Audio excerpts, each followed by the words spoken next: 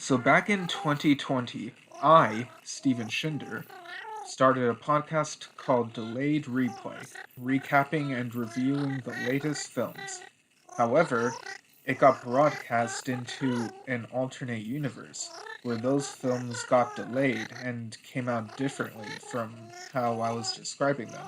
Because of how me and my guests had been describing the films, people in that other universe were saying that this was all an improvised comedy podcast, which, listening back, I can totally get why they believe that. A lot of weird stuff happened in that first year, and I even met my other self from that other universe, who pops in from time to time, for better or worse. And now, in the year 2023, this podcast continues, still recapping and reviewing movies and sometimes some other things that got delayed or cancelled in that other universe. A new episode Saturdays every other week, unless I decide otherwise for some special reason or whatever. You are listening to Delayed Replay, Season 4. Hey everyone, so this is the Deadpool 3 episode. After the discussion, there will be a review of Blue Beetle, first going into non-spoiler thoughts, then going into spoiler thoughts. So, yeah, that's about a half hour in or so, but yeah, without further delay, onto the show. Hello, listen. Oh, hang on, it's kind of echoey. I might just leave that in. Alright.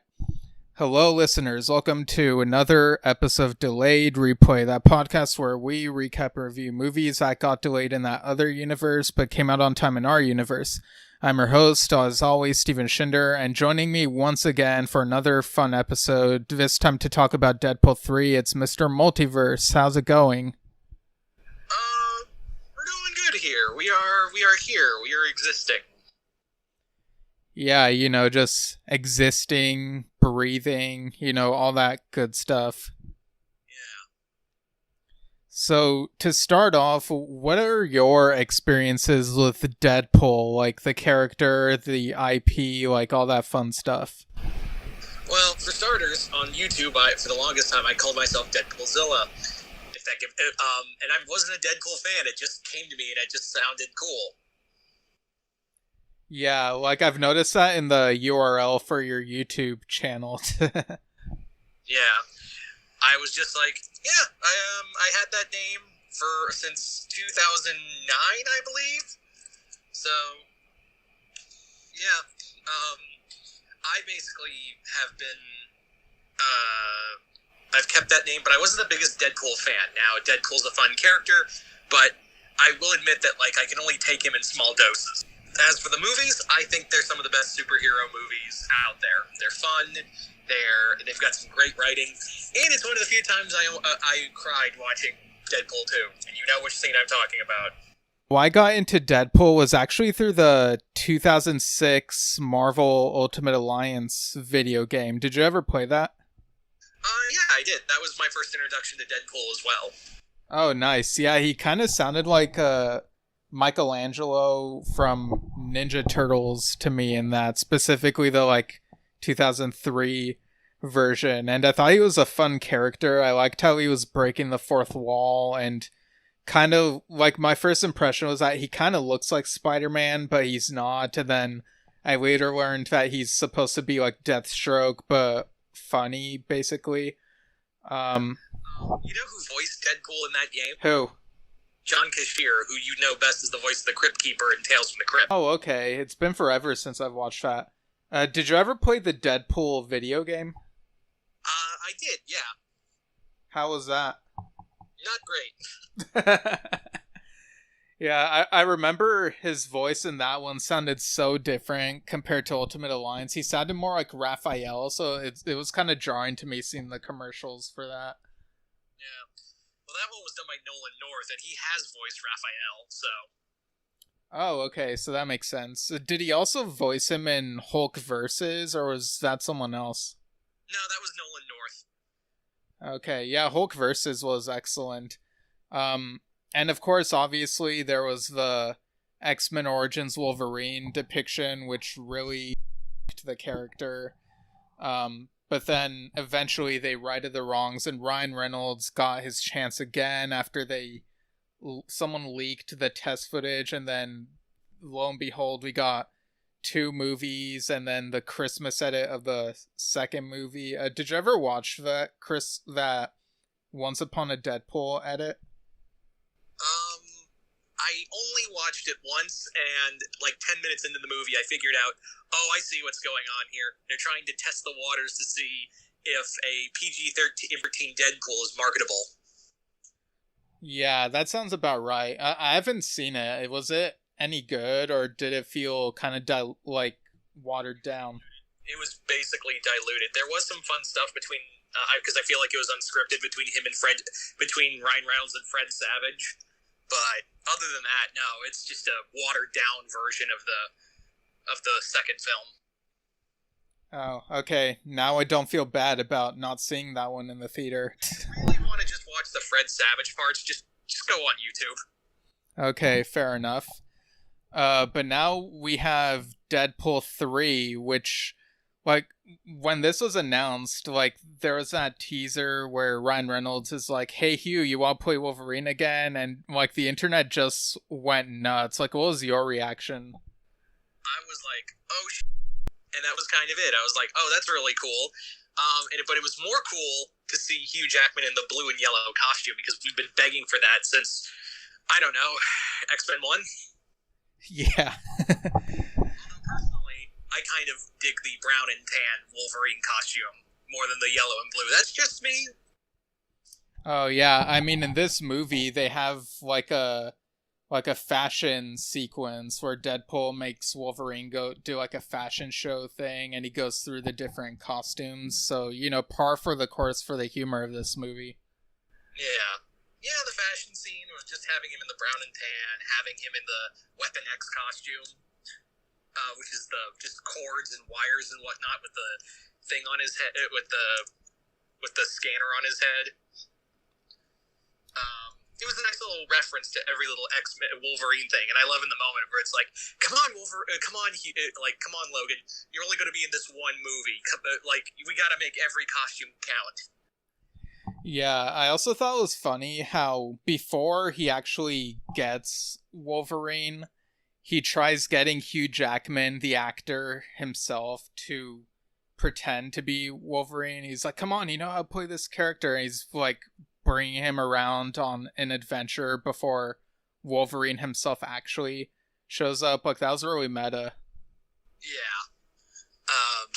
That was fun. And he's like, and he's like, what do you want me to do? Call Ryan Reynolds next? Yeah. I think the jokes do land here, even though there isn't a lot of clear improvisation from Ryan Reynolds this time around. I will say that the movie does have enough humor to move along with it, and I think that's mostly because the director from, what was that movie he did with Ryan Reynolds? It was that video game movie. Oh, Free Guy? Free Guy, yeah. Thank you. I was about to say, no guy? One guy? I was like, it's something guy.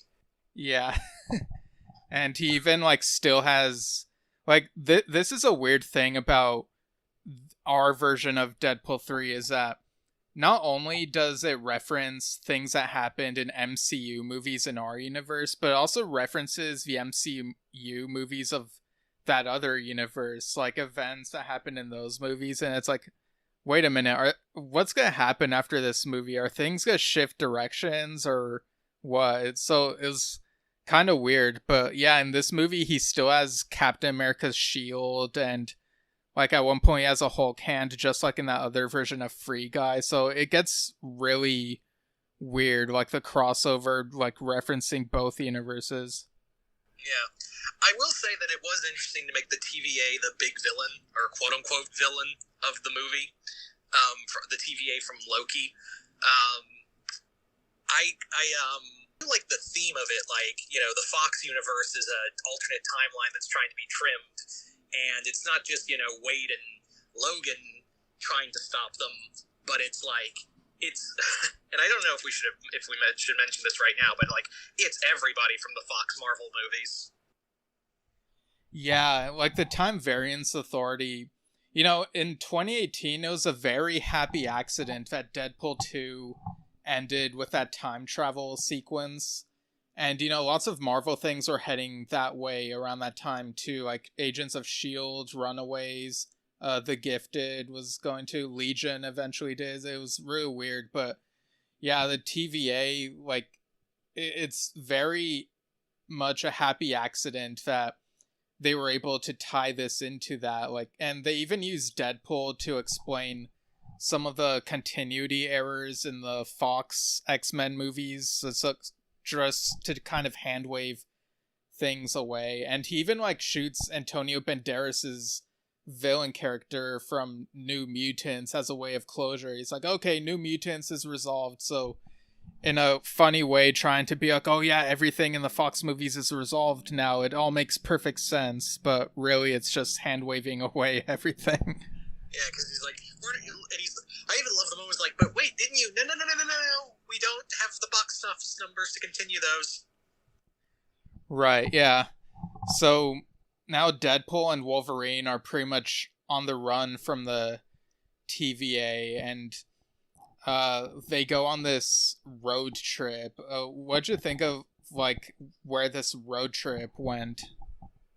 It was I thought it was pretty fun to see, just because again, Ryan Reynolds and Hugh Jackman are friends, so it's not they really have some great chemistry to play off of each other. I think the fights they get into between each other and the other members of the TVA is really fun, well coordinated. I do like the fact that these characters feel like, Hugh Jackman and Ryan Reynolds have got the characters down to a T, so it really does feel like you're seeing banter or arguments between the two characters. Yeah, and because they use the multiverse stuff to like tie everything in, we actually finally get to see Hugh Jackman's Wolverine fight the Hulk. What'd you think of that fight sequence? Yeah, I really liked it. It was crazy. When they were introducing the Hulk, I was like, how much you bet it's going to be Eric Bana? And lo and behold, it's Eric Bana Hulk. Yeah, that was like totally unexpected. And CGI the same. He still looks like Shrek. yeah. God, that was absolutely bonkers, but I still loved how, like, it's the whole, like, I just love how bonkers it looked. Like, in any other Marvel movie, I would have been like, that doesn't look good, but for this Deadpool movie, like, it just feels right somehow. Yeah. And it gave us something we wanted to see, a Hulk-Wolverine fight, which I think everyone and their mother has wanted to see. Those two clash on the big screen, and Deadpool is even like sitting back and he's like, I'm just gonna let this play out and let you guys enjoy this, and then he pushes the camera to look back at the fight. Yeah, and basically recreates the panels from that original comic, and he's basically providing commentary being like, oh look, it looks exactly like that page or whatever, and it's like, okay, I see what you're doing, Deadpool. Yeah. I especially love the moment during the Hulk Wolverine fight where it's actually a famous cover, you've probably seen it, of Wolverine's got his claws out and you see Hulk's reflection in the claws. Oh yeah, that was pretty amazing. Like, the claws, sometimes the claws have looked kind of dodgy in the movies, but here they looked very real and the reflection looked so good. Yeah. There's also, when we're talking about cameos, there's also some underappreciated ones. Like there's a time where Wade and Logan are in the TVA and they're locked away, and there's this older version of, they're supposed to be Old Man Logan, but it's actually Carl Dodd, the voice of Wolverine from the 90s cartoons. Oh yeah, that was really cool. When I first heard that voice, I was like, wait, that can't be, oh, it's Carl Dodd, and he's Old Man Logan. Yeah, and then Deadpool looks at the audience and he's like, be sure to watch X-Men 97 when it comes out. Yeah, he was like, what are you crying about, Carl? You have another show. Yeah. And while we're talking about, variations of the characters, we also see, the version of Deadpool from the Donald Glover TV show that went nowhere. What'd you think of that cameo? I was like, that's a deep cut because that was a canceled show. Yeah. There was also a cameo of the Deadpool from our Ultimate Alliance. Yeah, I forgot that. He actually looks like a video game character. He's like, I love the moment where like Wade and Logan are being escorted, seeing all these little cameos of variants, and he's like, "What? Are we trying to outdo Into the Spider-Verse? Good luck." Yeah, and they even throw Kidpool in there, played by that one actor everyone want to play him. Yeah. All in all, I usually am kind of like, okay, you can only do so many cameos, and I appreciate it, but like, it does get a little annoying. But here, it's just like when Into the Spider-Verse did it, where it helped tell the story. Yeah, like I've said on recent episodes of the show that it feels like some movies are relying too much on cameos and nostalgia bait. And there's definitely some of that in here, but because Deadpool is sort of taking the piss out of it, like poking fun at it, it sort of works. Like, I know that the next time anything like this happens in a superhero movie, I'm probably gonna roll my eyes, but here it just feels so right somehow. Yeah. Here, like you said, it's like taking the piss out of it, and it's story driven. It's not like, here, let me dangle nostalgia in front of you, like jingly keys. Yeah, and another cameo that I thought was very fitting because of the fourth wall breaking was when She-Hulk showed up, and so basically she and Deadpool are a duo for a bit. What'd you think of She-Hulk's use in this? Oh, I liked it. I liked the banter between the two. I even love this little moment where Wade's like, "Oh, by the way, thanks for taking the piss out of Tony Stark's death. Now everyone's gonna look at that robot and think, everyone's gonna watch that scene and go, I guess it was for emotional ratings." Yeah. And there was a moment where Deadpool twerks at the audience and he's like, "Oh, I bet you like it when I do it, but not when she does it. What's wrong with you?" And yeah, just poking fun at the whole thing. Yeah. It's like, look, I'm twerking. You guys like it? Be better. I even love the moment where she's like, "Oh, you're gonna mansplain to me now?" He's like, No. Just gentle guy talk. Yeah, I mean, to be fair, like, for me, like, twerking in general doesn't, like, I don't really care for it, but there were some unfair criticisms toward She-Hulk from, you get, like, the toxic fans here and there, and it's just, yeah. So, yeah, they're taking the piss out of it here, too, and just, yeah. Yeah. I really like that. It is kind of, having said that though, it was kind of fun to see some of these actors come back, like Nicolas Cage's Ghost Rider, because I actually like the cast I don't like the movies, but I love the original 2000s Fantastic Four cast, because I was like, that's the perfect cast. Yeah, like the perfect cast from a Goofy movie, which was also a road trip movie. Yeah. But like, but I'm okay. Jessica Alba, not great as Sue, but like 3 out of 4 ain't bad. Right, and also the 1994 Fantastic Four cast shows up, which I'm having deja vu. I can't remember if they showed up in anything else we've talked about here, but I guess they just want to like bring everyone back for this. Yeah, it was kind of fun. It was like, oh, the Roger Corman Fantastic Four for a brief moment. It was also fun to see, like, I love those movies, so to see Thomas Jane Punisher and Wesley Snipes Blade. Yeah, and also the Dolph Lundgren Punisher. Like, they bring in, like, some stuff from, like, the 80s, 90s, and even 70s Marvel's movies. It's just absolutely wild. Yeah, like, you get to see, like, the Japanese Tokusatsu Spider-Man. Yes, again. Yeah. And even, like, there's a moment where Wade goes, God, how's the studio paying for all these people? And then he's like, oh, that's right, Disney money. He's like, oh yeah, Disney money. Right, and we even get to see a version of Cable who's played by Stephen Lang, who I think could have been a good cast, but I was happier when they went with Josh Brolin, because then you could have that, like, zip it Thanos joke, you know? Yeah, but to see Stephen Lang Cable was kind of like a dream cast right there, and even like I love the moment where Wade is like, "Oh man, why did we cast you?" Yeah. But yeah, so the film itself is pretty fun. All the blink and you miss it cameos, even the animated voices here and there. It's really fun.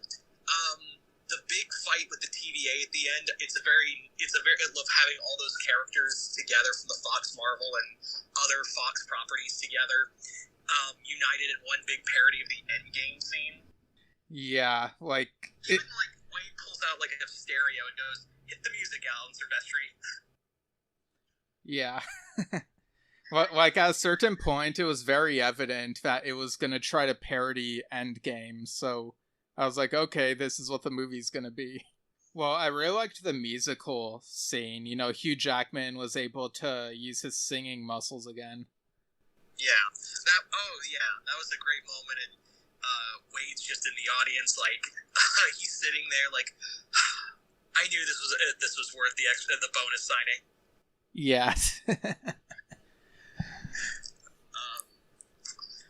But yeah, that was fun. I also enjoy the fact that this still has like an emotional core because Wade is still like he doesn't know where he belongs. Like that's the whole theme of the movie is that Wade lives in a world that the world itself doesn't belong, and he especially doesn't. He's kind of an aberration himself. Yeah, like it's a double meaning, right? Like Wade feels like he doesn't belong in general, but also he's not sure if he belongs in like this Fox Marvel timeline he's been in or in the Disney Marvel one, and he's like really unsure, much like the audience is unsure how all this multiverse stuff is gonna pan out, and like will everything converge and somehow work out, or yeah, like it gets surprisingly existential for him. Yeah, where there's even a moment where in the movie where the big fight's going on, and Wade has a moment of like, can we save this universe, and can we like protect this? Can we protect our universe from getting deleted, or causing a big smoking cameo in Secret Wars? Right. And that's when Kang shows up. The Kang moment was pretty cool because I was like, I should have seen it coming, but then at the same time, I wasn't thinking about it. Does that make any sense? Yeah, and what's kind of on brand for this is, blur out Kang's face, but you still know that it's Kang, Yeah. And Kang just goes, I can save your universe, if only you destroy the TVA, and Wade's like, okay, Secret Wars it is. Right, yeah. And in doing so, we do get a moment of like having all of the world, like the Fox Marvel world, just kind of like ripping itself apart. And there are some characters that do get erased from the timeline. So like Thomas Jane Punisher, and we do get like Wesley Snipes Blade also gone, and he's like, sorry Wesley, we already had Marshala. Yeah. Oh, and there was also Ben Affleck and Jennifer Garner's Daredevil and Elektra. They were also in this movie. Oh yeah, they were also erased. Yeah. But like, it's interesting because most of the X-Men survive it, as well as I think most of the Fantastic Four. They kind of leave it open of where the Fantastic Four, what happened to the Fantastic Four. But the X-Men definitely survive the whole world ripping apart. Yeah, although they definitely delete the 2015 Fantastic Four. Oh yeah, that thing gets destroyed, and he's like, I don't feel like anyone's gonna miss that. But yeah, so Nicolas Cage Ghost Rider, he lives. I remember that. Like he survived. Like his Ghost Rider survived. So it's clearly, obviously, they don't want to recast these characters because they're too iconic, and they know those characters with those faces are gonna bring people back to the seats. So I can see why they left Nicolas Cage, Ghost Rider, and we don't know what's going to happen with Hugh Jackman, which we'll get into Hugh Jackman's story ending in a bit. But like Halle Berry's Storm and All the other actors, they managed, their characters survived. So it's like, so you're not going to, you're not going to like recast any of these guys. Right. Like, what'd you think of their explanation for how they'll handle Professor X and Magneto going forward? I do like the fact that like they say like because Magneto and Xavier do end up going like dying, but they're like, you know, there's always another version of us out there. Like there's always going to be, you know, we'll always be out there. So there's always another version of us that will find you. Yeah, it's very much like a there is another Skywalker type moment, yeah. Yeah. The Wolverine scene is also kind of sad because Wolverine, in order to keep the X-Men alive, he dies, and Wade was like trying to the whole movie we find out that Wade was trying to keep Logan alive because he knows what happens to him in the future. Like the TVA shows him like you're trying to break Logan from his future timeline. Yeah, like, and it's really funny because like he's trying to prevent Logan's death in the movie Logan, but we find out that part of the motivation is that Deadpool wants his own death scene in Deadpool 2 to be the scene that gets remembered as opposed to Wolverine's death scene, which got people very emotional. Like, he's very envious, and it's so petty, and it's so stupid. It is petty, but like at the same time, he like reveals that I liked hanging out with Logan, and I was trying to save him from his own death. Yeah. But no, Logan's like you just gotta Wade, you just gotta let me go. And Wade's whole thing is like I can't let go of anybody. Right. Yeah, it's so weird how some of this feels so set up. Like, even from like Deadpool 2, when he's trying to find a way to keep his girlfriend alive after what happened to her, and like this felt like an unintentional natural progression, like again like a happy accident where the characterization still fits really well, Yeah. So at the end of it, what's left of the Fox Marvel universe is collected by Kang, and we get build up for Secret Wars. Yeah, which is still like a little while away, I think, but yeah. But basically, the whole thing is like, where the X-Men, what's left of the Fox Marvel characters and Wade are like, where are we? And Deadpool's like, somewhere that's going to take a lot of rewrites to get to. Yeah. Like it pans out, and it's a shard of Battle World. Now, for those who are out there who don't know what Battle World is, there's two versions of Battle World. The first one was in the first Secret Wars in the 80s, 70s, 80s era, and that was a big thing created by the Beyonder. The second one was actually created by Doctor Doom when he got the Infinity Gauntlet and tore apart the multiverse after the Ultimate and 616 universe collided with each other. So it was more or less like bits of the Marvel multiverse all put together in like a mishmash planet that Doctor Doom ruled over. So this is like just a piece of that multiverse. So now we're seeing the chart like Kang creating his own battle world. Yeah. Like some people in the theater next to me were like cheering because they're like, oh, I know what the thing is. You know, you get those types of fans now and then. Of course. That was the end of the movie. The credit scenes is just the mid-credit scene is just Deadpool doing the robot. He's like, we didn't have anything planned for a mid-credit scene. Yeah, he was like, you think Marvel has everything planned? Well, you're wrong. We make it up as we go along. What do you think? We haven't done anything with Eternals yet.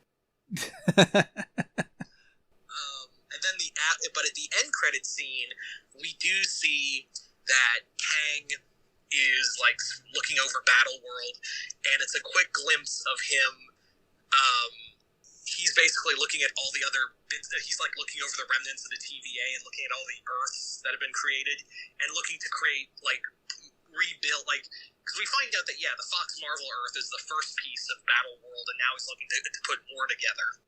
Yeah, so they're very much gearing up for a battle that I guess they're trying to one up Endgame with like the scope of it, incorporating multiple ensembles from multiple universes. So it's going to be interesting to see play out, although I think it's very easy for it to get messy. So I guess we'll see the execution eventually. Yeah. So overall, what would you rate Deadpool 3 and what's your unit of measurement? I'm going to say it is a solid 8. Yeah, solid 8. He's singing Hugh Jackman's out of 10. Nice. Yeah, I think for me it's like 8.25 canceled Deadpool shows out of 10. Yeah, I definitely like this more than Deadpool 1. I think I still prefer Deadpool 2 because, Deadpool 2 got more meta. Like, if Deadpool 1 was 21 Jump Street, Deadpool 2 was 22 Jump Street. But I feel like, I loved some of the meta humor in this third one, but I think I kind of like how a bit simpler and quaint and not too overstuffed Deadpool 2 is, if that makes sense. So No, I get it. yeah, so but overall, like, still a good movie and definitely worth watching, and it reignites my curiosity of like what'll happen next in Marvel, even if the execution has yet to be judged so far. Yeah. All right, so yeah, I guess that'll do it. Thanks for joining me again, Mr. Multiverse. So where can people find your stuff? They can find me on Mr. Multiverse over on YouTube. Nice. Yeah, and I'll include my plugs in the edit, and the next episode of this podcast will be on Madam Web. But without further delay, have a good day. Alright, so that's the Deadpool 3 episode. There are some other cameos we forgot to mention, like Ray Stevenson's Punisher was in this, Always Gone but Not Forgotten, and yeah, there was also, in our universe, they filmed that before his passing, so there you go. There was also, what's his name? Channing Tatum's Gambit appeared, and Deadpool was like, "Hey, you're not Taylor Kish," and he sort of makes fun of him for his movie not being made, his Gambit solo movie. So, and he's on Battle World, so I'm kind of curious to see, like, if they use him or if, I don't know. I guess he's a result of timeline changes. I don't know. Also, the 80s Howard the Duck was in this, so that was pretty funny. Him and Deadpool sort of quipping back and forth for a bit. You might hear some noise. There's like some work going on outside, but yeah, it's very on brand for that show, I guess you could say. So I'll do my plugs, and then the other me will give a review of Blue Beetle. I think starting with non-spoilers, then going into spoilers.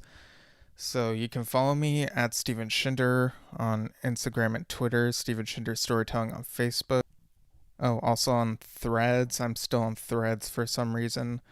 Letterboxd, Goodreads, the links to those will be in the show notes. StevenShinder.com. Find my novels, the Standalones and Stepping Stones. That's the series title. You can find them on Amazon. And you can find me on Yesshift, a podcast that I do with my dad. It's also a vlog. We talk about Yes, its members. We've even interviewed some members. We recently interviewed producer Michael Franklin, who's worked with a few Yes members. More recently, John Anderson's 1000 Hands albums. And you can also find me on... I think I might have plugged this before, but just in case, a question, possible answer, I guested on the episode about Accepted. That was a really fun discussion for a movie with an absurd premise. You can also find the triple play finale. I don't remember if I plugged that last time, but it's up now on decorativevegetable.com, where we talked about Treasure Planet, Atlantis, and The Princess Bride, not in that order. But yeah, really glad that's finally out. So thanks to Dylan and Keon from that podcast, and also Jesse from Question Possible Answer, and Phil as well. He was also in that accepted discussion. Also something mentioned in this Deadpool 3 episode. Apparently, uh, Mr. Multiverse said Carl Judd. Apparently, in that other universe, the voice actor's name is Cal Judd. So I guess slightly different names in our universes. And you can email Delayed Replay via delayedreplaypodcast@gmail.com. So your thoughts on pool, billiards, the game. Is it a dead game or a live game? Pool. I don't know. All right, now here's the other me with the review of Blue Beetle. All right, so this is that other Steven. Also, just a heads up, you might hear some work going on outside on my end. So yeah, if you hear anything, just roll with it. So Blue Beetle, watched it several weeks ago. I think a month ago now. Whenever it came out opening weekend, and I did that double feature like right after Me to Mayhem, the Ninja Turtles movie, and I ended up enjoying Blue Beetle much more. My familiarity with Jaime Reyes, the character Blue Beetle, mainly comes from Young Justice, the TV show, and the Batman the Brave and the Bold TV show. I always thought he had a cool design, the mechanical suit and the scarab that has like a symbiotic relationship with him. I think it's done much better here than in the Venom movies, personally. And yeah, I know some people will compare this to like Iron Man and Spider-Man. Like, it really does feel like this movie is DC's own Spider-Man. Like, it very well could be that sort of franchise for them, but I don't think that's a bad thing. I think Jaime Reyes is different enough to stand apart. In this version, they make him a college graduate, so he's on high school, but I think it still works. He's struggling to find work. There's some nice family stuff. There's a huge emphasis on family in this movie. And the music that they made for this, I think, is really amazing. Like, it's not your typical bombastic superhero movie score. It's kind of, some of it is synth based and it feels very moody and atmospheric at points. The music was done by Bobby Krillick. So there you go. And yeah, I think this does a nice job of standing on its own. Like, it's a standalone. It alludes to DC characters. Like, this part isn't a spoiler, but they mention the Flash, Superman, and Batman, and like Central City and Metropolis. But the references are so vague and non-specific, and we don't see any faces. So this really could fit in any live-action DC universe that has those characters. So I feel like this is probably gonna... Oh, well, I think they've said this, that this is in the DCU, not the DCEU. But it really could fit in either of those universes. My headcanon is that the events of this take place in both universes, and then after the timeline change, like, it still plays out pretty much the same way. But yeah, I don't know that the box office for this was enough for them. Let me just see, how much did it make? So over here, it made $115.1 million against a $104 million budget. Oof. So they just barely made back their budget. If Wikipedia is to be believed. Let's see. Yeah, so I don't know if this will get any sequels, which is a shame because I feel like it could be its own series. Like, it'd be cool to see standalone movies like these because I think that's what moviegoers are missing. Like, when a superhero movie is just its own thing and it doesn't focus so much on connections to other movies. Like, I could see them. Like, it would be so easy to make standalone Blue Beetle sequels that just follow this film, and maybe they allude to other DC things here and there, or maybe not, just keep it focused on Blue Beetle. And then you have the team up movies and Blue Beetle with the same actor and origin and whatever would show up in those, and that's how you know, oh, it's the same universe, but you don't have to watch one to understand the other so much. Like, I think something like that could work. But anyway, I'm gonna go into spoilers now. So it surprisingly got very emotional. You know, there's the death of Jaime's father, and then later on he goes into when he's on the verge of death, basically. It's been weeks since I've seen this, so bear with me if I'm not remembering everything correctly, but he sees his dad when he's like on the verge, and it's this very ethereal dream world looking place, and the music is so beautiful here, and you know, he has a heart to heart with his dad, and the way he gets back into the suit, it's just, it feels so cathartic and triumphant. And later on, when he's about to beat up the villain, and you know, he really wants to kill him because of like what happened to his dad, but the scarab prevents him from doing this. It felt very Big Hero 6 and like the antithesis to Venom. And she shows Blue Beetle this guy's memories and what happened to him that made him the way he is, and it's very tragic. And I really like have it felt so, and the music really helped too with the drama here.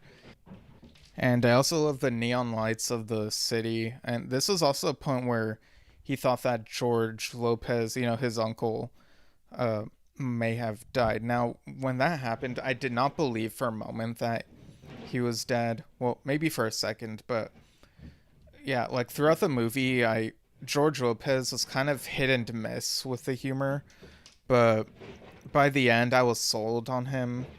Like there were points where it felt kind of annoying and intrusive, but he ended up being fine in the end, both as a character and in terms of his fate. So I was not surprised that he lived, but yeah, I like that Jaime came out being the better person. And yeah, I just love the family dynamic in this. And I felt so at home because, you know, I'm half Mexican, so I related to some of the things that this particular family was saying and whatnot. So just the way that they talk to each other. And, you know, this had great representation. So it's a shame that this did not do as well as they had hoped, perhaps. You know, there's a mid-credit scene that teases at one of the former Blue Beetles, and then the post-credit scene is kind of just goofy and whatever. But,